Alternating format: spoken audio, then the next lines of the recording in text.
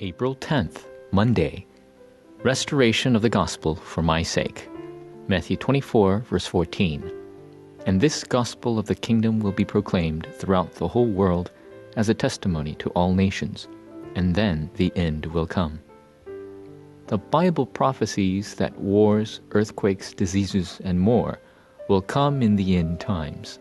However, Jesus said that the end will come after the gospel is testified.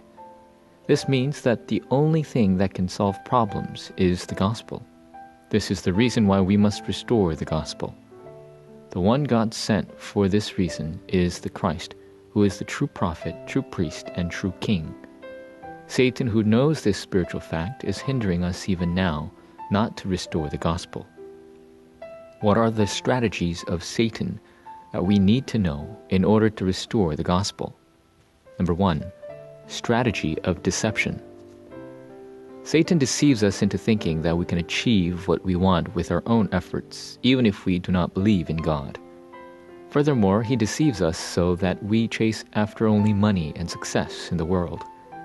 He is also making us fall into sorcery, fortune-telling, and idolatry in order to spiritually seize the entire world. As a result, we have come to have no choice but to face destruction inside the destiny that Satan has given to us. This is Satan's hidden strategy, and the only one who has solved all of these problems is Christ. Number 2, final strategy. The final strategy of Satan, who is trying to drag the world down the road to destruction, is to tear down the church that has the gospel. This is because Satan fears only the gospel of Christ.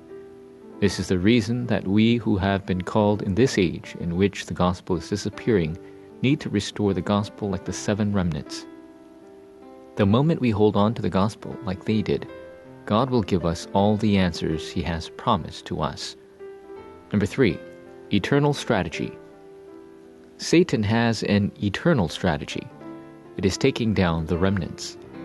It is taking away the gospel from the remnants and imprinting other things in them. That is why there is something that the remnants must remember. It is the fact that all problems in the family, nation, and church are paths toward the restoration of the gospel. Satan hinders the remnants so that they may not realize the gospel inside the problems like captivity, colonization, and persecution.